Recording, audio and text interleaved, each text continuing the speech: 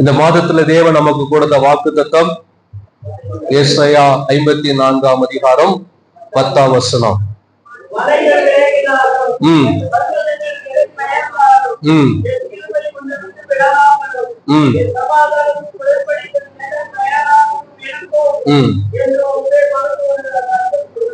ஆமென். அல்லேலூயா. இந்த மாதத்திலும் தேவன் நமக்கு கொடுத்த வார்த்தை, என் கிருபை உன்னை விட்டு விலகாது. அல்லேலூயா. அன்றைக்கு ஆண்டவர் பாபிலோன் சிறையிருப்பிலிருந்து திரும்பின யூதர்களுக்கு இந்த வார்த்தையை ஆண்டவர் சொல்லியிருந்தார். ஏன்னா அவர்கள் வந்து தேவனுடைய ஆலயத்தை கட்ட வேண்டும், விழுந்து போன அலங்கங்களை புதுப்பிக்க வேண்டும். அவங்க முக்கியமா இதெல்லாம் ஏன் செய்யணும் அப்படின்னு சொன்னா, மேசியா இயேசு இந்த பூமியிலே அவர் பிறக்க வேண்டும், அதற்கான எல்லா ஆயத்த வேலைகளையும் அவர்கள் செய்ய வேண்டும். அதற்காக தேவன் தம்முடைய கிருபையை அவர்கள் மேல் வைத்தார். அல்லேலூயா, அல்லேலூயா. தேவன் அவர்களுக்கு தந்ததான அந்த கிருபையை இந்த நாட்களிலே தம்முடைய சபைக்கும் தேவன் தருவதற்கு போதுமானவராய் இருக்கிறார். ஏனென்று சொன்னால், அவர்கள் கிரியினாலே அவர்கள் தங்களை நீதிமானாக்கி கொண்டார்கள். ஆனால் நாம் கிருபை கொண்டே ரட்சிக்கப்பட்டிருக்கிறபடினாலே தேவனுடைய கிருபை நம்மேல் இன்னும் தொடர்ந்து இருக்கிறது என்பதை நாம் மறந்துவிடக்கூடாது. அல்லேலூயா. இன்னைக்கு நான் என்ன காரியங்களை பேசணும்னு சொல்லி நினைக்கும் போது, போன வாரத்துல ஆண்டவர் அவருடைய இரக்கத்தை குறித்து பேசியிருந்தார். இரக்கனா என்ன சொல்லுங்க, ஷார்ட்டா சொல்லுங்க, ஒரே வார்த்தையில. இரக்கனா என்ன?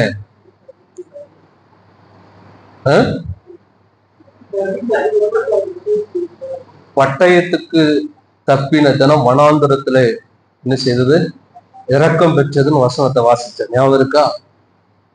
எரேமியா 31:10, 31ல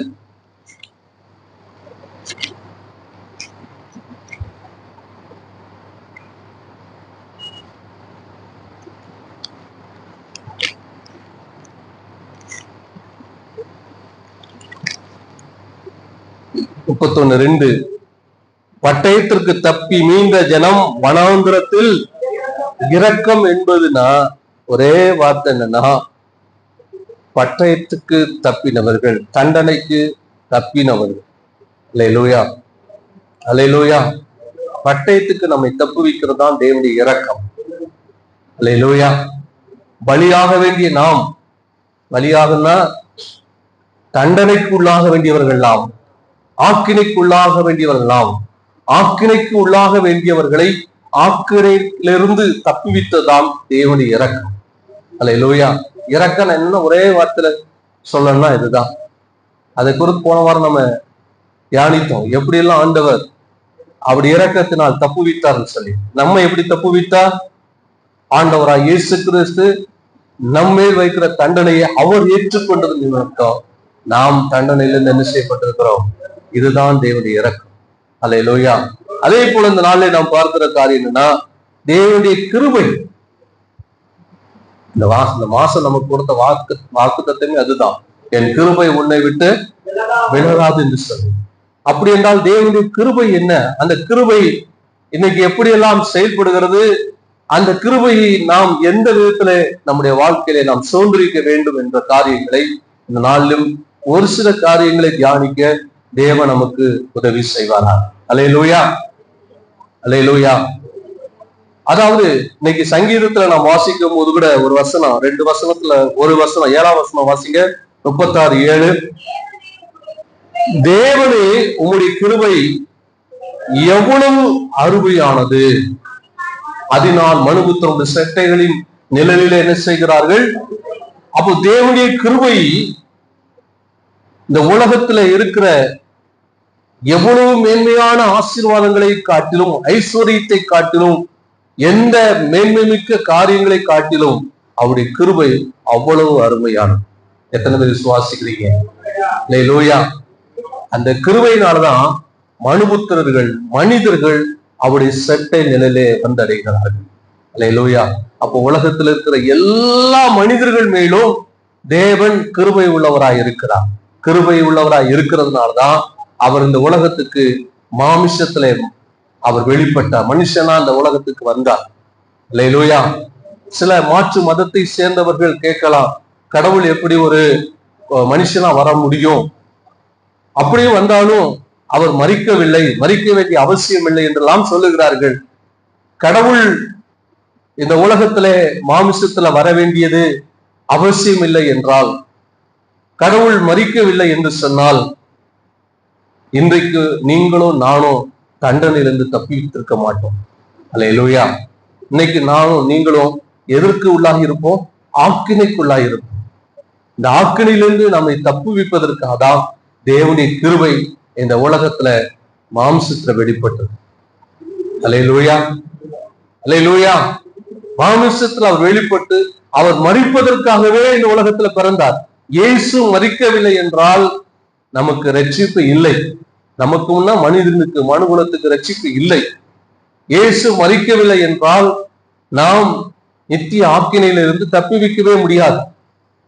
அல்லேலூயா. ஆகவே நித்திய ஆக்கினையில் தப்புவிப்பதற்காக தான் இந்த ஏசாயா 53ஆம் அதிகாரத்திலே நாம் வாசிக்கிற பலமுறை வாசித்திருக்கிறோம். வாசிக்கும் போது நாம் பார்க்க முடிகிறது, நம்முடைய எல்லா பாவங்கள் நிமித்தம் அவர் தன்னை என்ன செய்தார்? மரண ஆக்கினைக்கு தங்களை உட்படுத்தினார். மரண பரியந்தம், சிலுவையின் மரண பரியந்தம் தன்னை தாழ்த்தினார் என்று சொல்லப்படும். காரணம், ஒரு கடவுள் மனிதனை படைத்தவர், அந்த சராசரங்களை, வான பூமி எல்லாவற்றையும் படைத்த தேவன், படைத்த கடவுள், சிருஷ்டி கர்த்தர் ஏன் இவ்வளவாய் தன்னை தாழ்த்த வேண்டும்? அதுதான் அவருடைய கிருபை. அல்லேலூயா. நீங்களும் நானும் இன்னைக்கு உலகம் முழுவதற்கும் பல கோடி ஜனங்கள் இன்னைக்கு சிலுவை எண்டையில திருச்சபைகளாக அவர்கள் கடந்து வருவதற்கு ஒரே ஒரு காரணம், அற்புதங்கள் நடந்திருக்கலாம், வியாதி சுகமாயிருக்கலாம், தேவைகள் சந்திக்கப்பட்டிருக்கலாம், எந்த காரியங்கள் நடந்திருந்தாலும் ஒரே ஒரு முக்கியமான காரணம், அவருடைய கிருபை அருமையானது. அல்லேலூயா. அந்த கிருபையினால்தான் ரட்சிக்கப்பட்டு நாம் இன்னைக்கு சபைக்குள்ள வந்திருக்கிறோம். சபை என்று சொல்லும் பொழுது அவருடைய நிழல், அவருடைய சமூகம். அல்லேலூயா, அல்லேலூயா. ஆகவே பாருங்க, தேவனுடைய அந்த கிருபை நம்ம எல்லார் மேல இருக்கிறது. இன்னும் சொல்ல போனா, இன்னும் இந்த உலகத்துல ரட்சிக்கப்படாத எவ்வளவோ கோடி ஜனங்கள் இருக்கிறாங்க. அவங்க எல்லார் மேலும் தேவனுடைய கிருபை இருக்கிறதுனால்தான் இன்னைக்கும் அவர்கள் அழிந்து போகாம, அழிக்கப்படாம இருக்கிறாங்க. பரிசுத்த பவுல் ரோமர் நிருபம் 6ஆம் அதிகாரத்துல சொல்லும் பொழுது, கிருபை எங்க இருக்குதா? பாவம் பெருகிற இடத்துல கிருபை பெருகிற. பாவம், அப்போ எங்கெல்லாம் பாவம் அக்கிரமம் பெருகி இருக்குதோ அங்கே தேவனுடைய கிருபை இருக்கிறது. ஏன் அப்படின்னா, அங்கே மனிதன் அழிக்கப்படாதபடி, தேவனுடைய ஆக்கினைக்கு உட்படாதபடிக்கு, தேவனுடைய தண்டனைக்கு உட்படாதபடிக்கு மனிதன் மனம் திரும்புவதற்காக தேவன் அங்கே தம்முடைய கிருபையை என்ன செய்கிறார்? வெளிப்படுத்துகிறார். இல்லாவிட்டால் அங்கே தேவனுடைய ஆக்கினை வெளிப்படும். எங்க கிருபை இல்லையோ அங்கே தேவனுடைய ஆக்கினை என்ன செய்யும்? வெளிப்படும். அல்லேலூயா. ஆகவே கிருபை என்பது நம்மை நித்திய ஆக்கினையில தப்புவித்தது மட்டுமல்ல, கிருபை என்பது நம்மை இன்னும் பல விதங்களிலே தேவனுக்குள் நாம் வளர்வதற்கு, பலப்படுவதற்கு, அவருக்காக இன்னும் பல காரியங்களை செய்வதற்கு தான் தேவன் நமக்கு அந்த கிருபையை தந்திருக்கிறார். அல்லேலூயா, அல்லேலூயா, அல்லேலூயா. ஆனா இன்னைக்கு நம்ம பார்க்க போகிறது, எல்லாருக்கும் அருளின கிருபை எனக்கு வேணுமா, இல்ல எனக்கு விசேஷித்த கிருபை வேணுமான்னு தான் இன்னைக்கு கேள்வி. அல்லேலூயா, அல்லேலூயா. இன்னைக்கு நானும் அதாவது பெண்கள் கேம்ப் திருச்சி நடைபெற்றது. அதற்கு 2 கார்ல நானும் இன்னொரு திருப்பத்தூர் பாஸ்டர் 2 பேரும் நாங்க கார்ல அவங்க ஏதாவது பாஸ்டர் டைப்பு கூட்டிட்டு போயிருந்தோம் 2 கார்லயும். இப்ப நாங்க தனியா ரூம் போட்டு தங்கி இருக்கும் போது சில விஷயங்களை பகிர்ந்து கொண்ட பொழுது, அப்போ சில காரியங்களை பகிர்ந்து கொண்டு, அப்போ ஒரு காரியத்தை அவர் ஒரு பாஸ்டர்ட்ட தன்னுடைய சில கேள்விகளை கேட்டு சில காரியங்களை பேசுகின்ற என்னோடு பகிர்ந்து கொண்டார். இன்னைக்கும் சரி, இதற்கு முந்தின நாட்களையும் அவர் சொன்னதை வைத்து நான் யோசித்தேன். அநேக சில ஊழியர்கள் அநேக ஊழியர்கள் சிலர் எழும்பினாங்க. சிலர்லாம் நல்ல பெரிய முக்கியமான பொறுப்புகள்ல கூட வந்தாங்க. சிலர் மரித்து போனாங்க, இருக்கிற வரைக்கும் ஆண்டவருக்காக பயன்பட்டாங்க, மரித்து போனாங்க. ஆனா சிலர் உயிரோடு கூட இருக்கிறாங்க, ஆனா எங்க இருக்காங்கன்னு தெரியும். ரொம்ப அவங்க முக்கியமான பொறுப்புகள்லாம் வந்தாங்க, முக்கியமான பதவியில கூட வந்தாங்க. ஏன் இது நடக்குது? ஏன் சில முக்கியமான விழுந்து போயிட்டாங்க நம்ம ஒரே வார்த்தையில சொல்லுகிறோம். ஆனா அதுக்கு அவர் என்ற ஒரு காரியத்தை சொன்னார். அவருக்கு இன்னொருத்தர் சொன்ன கருத்தை எனக்கு சொன்னார். அதாவது இன்னைக்கு பாத்தீங்கன்னா மழைக்காலங்கள்ல அதிகமா நிறைய இடங்கள்ல சில பட்டு போன மரங்கள், இலைகள், காய்ந்து போன இலைகள் இருக்கிற அந்த பகுதியில பாத்தீங்கன்னா மழைக்காலங்கள்ல காளான் அங்கங்க முளைச்சிருக்கிறத பார்க்க முடியும். முளைச்சிருக்கா இல்லையா? மழைக்கால அங்கங்க காளான் முளைச்சிருக்கும். இது ஆனா இன்னைக்கு காளான் வளர்ப்பு வேற. எல்லா நேரங்களும் அது வர்த்தக ரீதியாக வளர்த்து அது வியாபாரம் பண்ணிடலாம் உணவுக்காக. ஆனால் பொதுவாக காளான் என்பது மழைக்காலங்களில் மட்டும்தான் என்ன செய்ய முடியும், பார்க்க முடியும். உஷ்ண காலங்கள்ல மழை பார்க்க முடியாது. அப்போ காளான் என்பதுன்னா ஒரு சீசனுக்கு வரக்கூடியது, முளைக்கக்கூடியது. அது அதிகமா வேறு ஒன்றாது, அதிகமா அதுக்கு என்ன இருக்காது, வேறு இருக்காது. சீசனுக்கு வரக்கூடியது. அந்த சீசனுக்கு அப்புறம் பாத்தீங்கன்னா அது தேடி பார்த்தாலும் இருக்காது. நான் சொல்றது வர்த்தக ரீதியா வளர்க்கிறத சொல்லலை, பொதுவாக நடக்கிறத சொல்றேன். பொதுவாக காளான் இந்த நானே சில நேரங்கள்ல பார்ப்பேன், அந்த மரம் இந்த இடங்கள்ல எங்கேயாவது சில காளான் முளைச்சிருக்கு, இந்த பக்கம் எங்கேயாவது முளைச்சிருக்கிறத பார்ப்போம். இந்த மழை நேரத்துல மட்டும்தான், மழை காலங்கள்ல மட்டும்தான் அது காணப்படும். அதே போலதான் சில நபர்களை ஆண்டவர் சில குறிப்பிட்ட சீசனுக்காக குறிப்பிட்ட நாட்கள்ல ஆண்டவர் அவங்களை எழும்ப செய்து அவங்களுக்குள்ள கிருபை, எல்லாருக்கும் ஆண்டவர் கிருபை கொடுக்கிறார். மோசேக்கு ஆண்டவர் கிருபை கொடுத்தார், நோவாவுக்கு கிருபை கொடுத்தார், ஆபிரகாமுக்கு கிருபை கொடுத்தார். அதெல்லாம் இருக்கு வேதத்துல. நீங்க வீட்டுல போய் நீங்க போய் வாசித்து பாருங்க. ஆதியாகமம் 6:8 வாசிங்க. ஆதியாகமம் 6:8.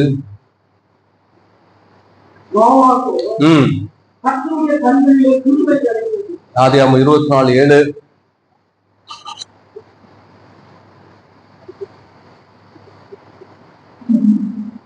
ம்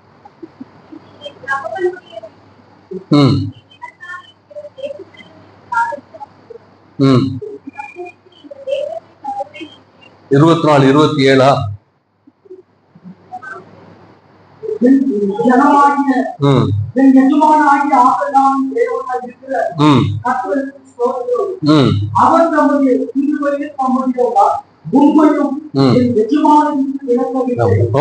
கண்களுக்கு தேவனுக்கு கிருபை கிடைச்சி ஆபிரகாமுடைய வாழ்க்கையின் தேவன் கிருபை பாராட்டினார். அடுத்தது ஆதியாகமம் 39:21.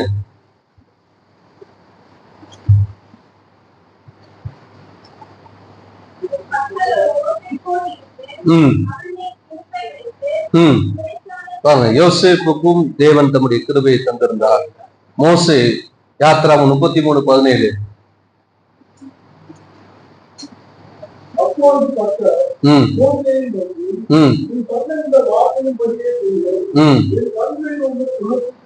கிருபை கிடைத்தது. இஸ்ரவேலின் முதல் ராஜாவாகிய சவுல் 2 சாமுவேல் 7:15. 2 சாமுவேல் 7:15.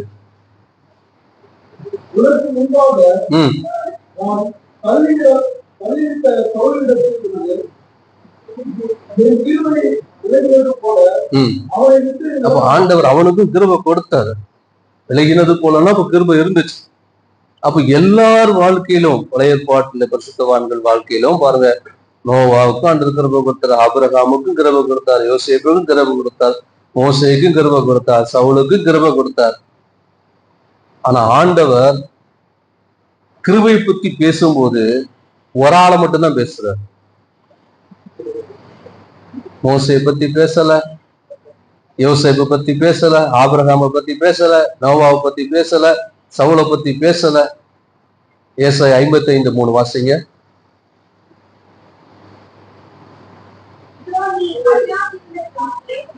ஐம்பத்தி 5:3.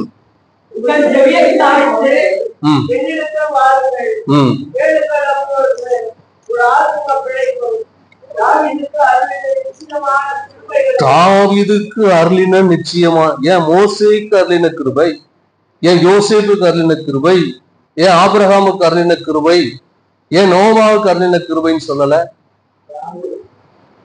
கிருபை குறித்து பேசும்போது நோவாவுக்கு அருளின கிருபை உனக்கு தருவேன், யோசேப்புக்கு அருளின கிருபை, யோசேப்புக்கு அந்த கிருபை தரலையா? தந்தாரு. மோசேக்கு கிருபை தரலையா? தந்தாரு. ஆபிரகாமுக்கு கிருபை தரலையா? தந்தாரு. அப்ப அதை பயன்படுத்தி இருக்கணும்ல, அதை சொல்லியிருக்கலாம் ஆண்டவரே. அப்ப ஆண்டவர் என்ன சொல்லியிருக்கணும்? அவங்க யாரா பேரா சொல்லியிருக்கலாம்ல. ஆனா என்ன சொல்றாரு? வாசிங்க. தாவீதுக்கு அருளின.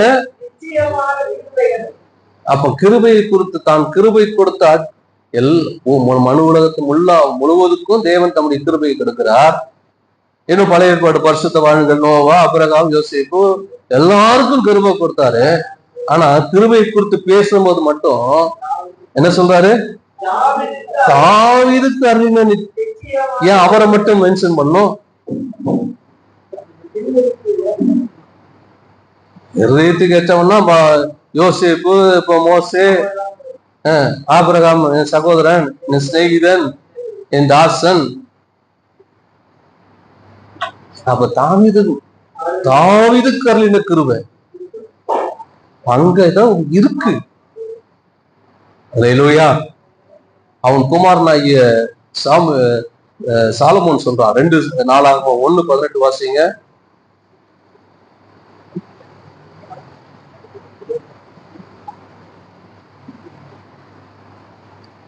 2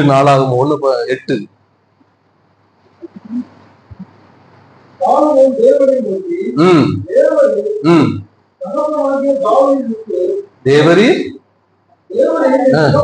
என் தகப்பனாகிய தாவீதுக்கு என்ன கிருபை? பெரிய கிருபைங்கிற. அல்லேலூயா. தேவன் அநேகருக்கு அவர் கிருபை அளினார். முழு மனுகுலத்துக்கும் அந்த கிருபையை தேவன் கொடுக்கிறார். ஆனாலும் பழைய ஏற்பாட்டுல சொல்லும் பொழுது தாவீதை மட்டும் சொல்றார். அல்லேலூயா. தாவீதுக்கு அருளின கிருபை, தாவீதுக்கு அருளின நிச்சயமான கிருபையை நான் என்ன செய்வேன்? நித்திய உடன்படிக்கையாக ஏற்படும். ஏன் தாவீதுக்கு அருளின கிருபை? யாருமே சொல்லலையே. அப்போ மற்றதெல்லாம் சீசனுக்கு வருகிற ஆட்கள் தான். அந்த இஸ்ரவேல்ல இன்னைக்கும் தாவீது உயிரோட இல்லை, எல்லா இருதயங்களில் தாவீது இருக்கிறான். அதுதான் தேவன் அவனுக்கு அருளின கிருபை. அல்லேலூயா. எத்தனை ராஜாக்கள் தோன்றினாலும் கர்த்தர் சொல்றாரு, தாவீதுக்கு ஒரு விளக்கு இருக்கும்பா. அல்லேலூயா. வாசிங்க. 1 ராஜாக்கள் 15ஆம் அதிகாரம் 4-5 வாசிக்கலாம். 1 ராஜாக்கள் 15:4-5.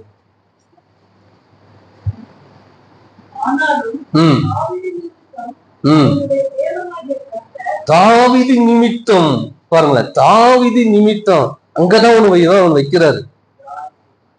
தாவீது நிமித்தம் அங்க என்னதான் இருக்கு?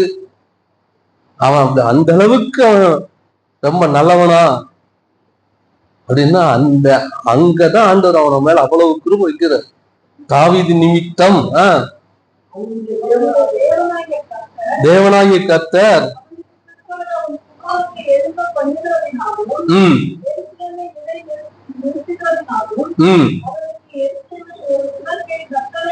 பாருங்க, அவனுக்கு எருசலேமில் எப்பொழுதும் ஒரு விளக்கு எரிஞ்சிட்டே இருக்கீங்க. ஏன்? மத்த எத்தனையோ சவுல் இருந்தா எத்தனை பேருக்கு இல்லாத ஏன் கர்த்தர் தாவீதுக்கு மட்டும் கொடுத்தார்? அவனுக்கா ஒரு விளக்கு எரிந்து கொண்டே இருக்கும். 2 ராஜாக்கள் 8ஆம் அதிகாரம் 2 ராஜாக்கள் 8ஆம் அதிகாரம் 19ஆம் வசனத்தை வாசிக்கலாம்.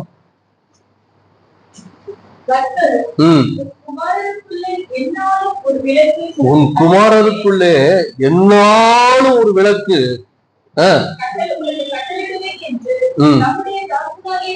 பாருங்க, உன் குமாரருக்குள்ள என்னாலும் ஒரு விளக்கு எரியும்.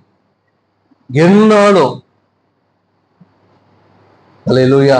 நீதின் கர்த்தர், சமாதான கர்த்தர் வர்ற வரைக்கும் செங்கோல் யூதா விட்டு விலகாது. இது ஏன் இங்க மத்த கோத்திரத்துக்கு சொல்லல? ஏன் மத்த கோத்திரத்துக்கு சொல்லல? யூதாவை விட்டு நீங்காது, ஏன் பென்யமீனை விட்டு நீங்காது. எப்ராயிம் அவன் என்னுடைய குமாரன் சொல்லு ஆண்டு சொல்லிருக்காருல, ஏன் எப்ராயிமை குறித்து சொல்லட்டும்? யோசேப்பு அவருக்கு பிரியமானவன் தானே, யோசேப்புக்கு தேவன் கிருபை தந்தாரு, யோசேப்பு குறித்து சொல்லட்டும். மூத்த மகன் இருந்தானே, அவனை குறித்து சொல்லட்டும். ஏன் யூதா? சங்கீதம் 132:17 வாசிங்க. சங்கீதம் 132:17. அங்கே தாவீதுக்காக ஒரு கொம்பை முளைக்க பண்ணுவேன்.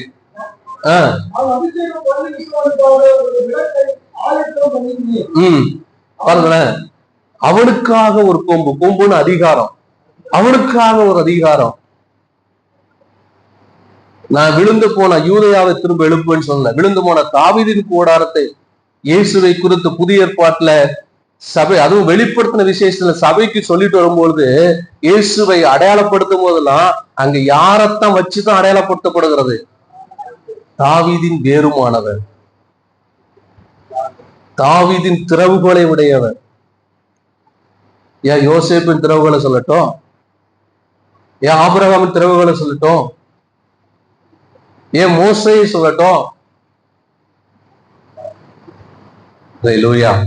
அப்போ தாவீது என்பவனுக்கு தேவன் அருளின கிருபை, அதுதான் ஒரு பெரிய கிருபை. அல்லேலூயா.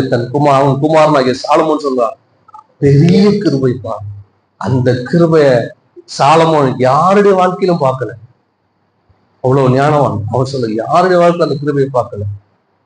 அல்லேலூயா, அல்லேலூயா, அல்லேலூயா. இன்றைக்கு பல நோவா எழும்ப முடியுமா?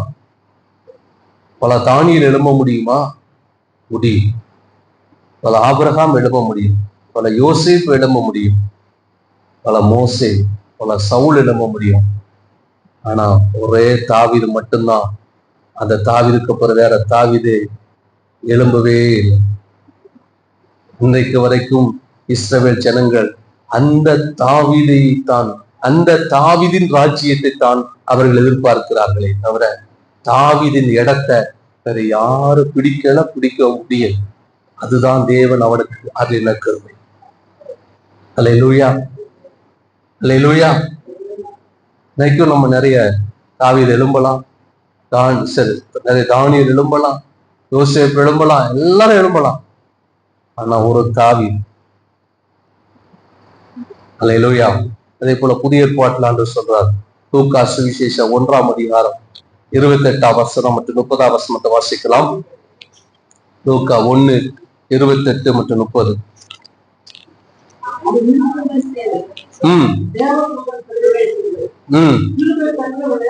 கிருபை பெற்றவனே வாழ்க.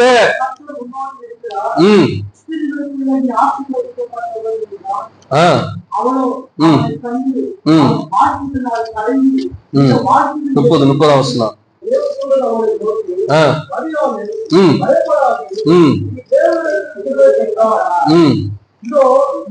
போதும். அல்லேலூயா. புதிய ஏற்பாட்டுல எத்தனையோ பெண்கள் இருந்தாங்க. புதிய ஏற்பாடு மட்டும் இல்ல, பழைய ஏற்பாட்டிலையும் எத்தனையோ பெண்கள் இருந்தாங்க, எத்தனையோ பரிசுத்தவாட்டி இருந்தாங்க, எத்தனையோ பேர் பைபிள்ல இருக்கு. சாராள் இருக்கு, எஸ்தர் இருக்கு, தெபோராள் இருக்கு. ஆனா அங்க வேதம் சொல்லுகிறது, ஸ்திரீகளுக்குள் நீர் ஆசீர்வதிக்கப்பட்டார். அதான் சொல்ல, கிருபை பெற்றவளே வாழ்க, நீ ஸ்திரீகளுக்குள் தேவன் மரியாளுக்கு அறிந்த கிருபை பெரியது. அதனாலதான் இன்னைக்கும் மரியாள் போற்றப்படுகிறான். ஆனா கடவுளாக, கடவுளுக்கு இணையாக அவளை வைத்து வழிபடுவது தவறு. அல்லேலூயா. ஆனால் மரியாள் ஸ்திரீகளுக்குள், இன்னைக்கு அநேக எஸ்தர் எழும்ப முடியும், அநேக தெபரால் எழும்ப முடியும், ரூத் எழும்ப முடியும். ஆனால் மரியாள் எழும்ப முடியாது, எழும்ப வேண்டிய அவசியம் இல்லை. அதான் ஸ்திரீகளுக்குள் ஆசீர்வதிக்கப்பட்டவள், ஸ்திரீகளுக்குள் அதிகமாக கிருபை பெற்றவள். அதான் சொல்லப்படுகிறது. வாசிங்க 28 வசனம்.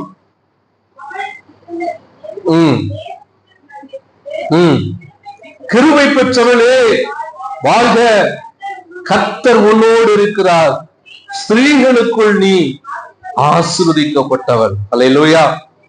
அடுத்து 30 வசனம், நீ தேவனிடத்தில், அப்போ தேவனிடத்துல விசேஷித்த கிருபை பெற்றவர்கள். அல்லேலூயா. இவர்கள் அந்த காலத்துல மரியாள் உயிரோட இல்ல, ஆனால் இன்னைக்கு கிறிஸ்தவ மரியாளை இன்னும் நினைவுபடுத்திக் கொண்டிருக்கு. அல்லேலூயா. புதிய ஏற்பாடு காலத்துல நமக்கு ஒவ்வொருவருக்கும் ஆண்டவர் தர விரும்புகிறார். அல்லேலூயா. இப்ப நான் இந்த இடத்துல ஊழியர் செய்றேன், எனக்கு பிற்பாடு யார் இந்த இடத்துல ஊழியர் செய்ய போறாங்க எனக்கு தெரியாது. எத்தனை பேர் வரப்போறாங்க தெரியாது. அல்லேலூயா. ஆனா என் இடத்தை யாரும் ஃபில் பண்ண கூடவே கூடாது. அந்த இடத்தை காலத்தினாலும் யாரும் மறக்க கூடாத இடத்தை நான் செய்யணும்னா தேவன் அந்த கிருபையை அந்த இடம் எனக்கு தரணும். அல்லேலூயா. அதைத்தான் நான் வாஞ்சிக்கணும். நான் ஏற்கனவே கூட ஒரு முறை சொல்லியிருக்கேன், மற்றவங்களை போல அல்ல, அதான் எத்தனையோ தானி எழும்பலாம். உலகத்துல, தேசத்துல, சமுதாயத்துல எத்தனையோ ஊழியர்கள் இருக்கிறாங்க, எத்தனையோ பாஸ்டர்ஸ் இருக்கிறாங்க, எத்தனையோ சுவிசேஷர்கள் இருக்கிறாங்க, தீர்க்கதரிசிகள் இருக்கிறாங்க. ஆனால் என் இடத்தை வேற யாரும் ஃபில் பண்ணக்கூடாது. அப்படிப்பட்ட கிருபையை கர்த்தர் நம்புறாங்க. அல்லேலூயா. மற்றவங்களை பார்க்காதீங்க. சிலர் வருவாங்க, சீசனுக்கு வருவாங்க. ஆனா நான் அப்படி இல்லை. தாவீதை போல நான் கிருபை பெற்றவனாய், மரியாதை போல கிருபை பெற்றவளாய், என்ன தேவ சித்தமோ அந்த சித்தத்தை செய்து முடிக்கவோ, என்னுடைய வாழ்நாள் மட்டுமல்ல, என் பின்னால இந்த உலகம் சபை இருக்கிற வரைக்கும் என்னை நினைவு கூறத்தக்கதாக தேவன் அப்படிப்பட்ட கிருபையை எனக்கு தரணும். அல்லேலூயா. அல்லேலூயா. அல்லேலூயா. எனக்கு பிறகு எத்தனை பேர் வந்துட்டு போட்டோம், அவங்க அவங்களுடைய பாணியை அவங்க செஞ்சுட்டு போட்டோம். ஆனா என்னுடைய இத எனக்கு தேவன் வைத்திருக்கிறத அந்த பிளேஸ யார் ஃபில் பண்ணாதபடி தேவன் அப்படிப்பட்ட கிருபையை இந்த நாளில் தர கொடுக்கிறான். எத்தனை பேர் அதை பெற வாஞ்சிக்கிறீங்க? அல்லேலூயா. சொல்றது புரிந்திருந்தால் நீங்கள் கேட்கலாம். ஆண்டவர் தான் சொல்றாரு, என் கிருபை உன்னை விட்டு விலகாமல். எந்த கிருபை? எல்லாருக்கும் அது இந்த பொதுவான கிருபை அல்ல. எல்லாருக்கும் தேவன் கிருபை தந்துதான் ரட்சிக்கிறார். கிருபையை கொண்டுதான் நம்ம ரட்சிக்கப்பட்டிருக்கிறோம், கிருபை கொண்டுதான் நீதிமானாக்கப்பட்டிருக்கிறோம், கிருபையை கொண்டுதான் நம்ம ரட்சிக்கப்பட்டு சபைக்கு வந்திருக்கிறோம். ஆனா ஆண்டவர் இன்னைக்கு தர விரும்புகிறது. யோசேப்புக்கு ஆண்டவர் கிருபையை கொடுத்தார், தானியேலுக்கு கொடுத்தார், எல்லாருக்கும் கொடுத்தார், சவுலுக்குள்ள கொடுத்தார். ஆனா அவன் கிருபை விலக்கிட்டார். அப்படி அல்ல என்று சொல்றார். தாவீதுக்கு அறிந்த நிச்சயமான கிருபை. அல்லேலூயா. மரியாளை தேவன் ஸ்திரீகளுக்குள், அல்லேலூயா, மரியாளுக்கு முன்னால, மரியாள் வாழ்ந்த நாட்கள்ல எவ்வளவோ ஸ்திரீகள் இருந்தாலும் வேதம் சொல்றது ஸ்திரீகளுக்குள் அவள் ஆசிரியக்கப்பட்டார். மரியாளுக்கு முன்பாக இருந்த பல ஸ்திரீகள் தான் சொன்ன, எஸ்தர் உண்டு, அன்னாள் உண்டு, எத்தனையோ. ஆனா அதை காட்டிலும் ஆண்டவர் பார்க்கிறார், மரியாதை எப்படி பார்க்கிறார்னா, அவள் ஸ்திரீகளுக்குள் ஆசிரிக்கப்பட்டது. அப்படிப்பட்ட கிருபை இயேசுவை, உலக இரட்சகரை இந்த உலகத்துல வெளிப்படுத்துவதற்காக தேவன் தெரிந்து கொண்ட ஒரு பாத்திரம். அதே போலதான் நீங்களும் நானும் எல்லாத்தையும் போற அல்ல, அல்லேலூயா, எல்லாத்தையும் போல அல்ல. என்ன நோக்கத்தோடு தேவன் உங்களை தெரிந்து கொண்டாரோ அந்த குறிப்பிட்ட நோக்கத்தை நிறைவேற்றுவதற்கு தேவன் தாவீதுக்கு அருளின நிச்சயமான கிருபையை உங்களுக்கு நித்திய உடன்படிக்கையை தர விரும்புகிறார். அல்லேலூயா.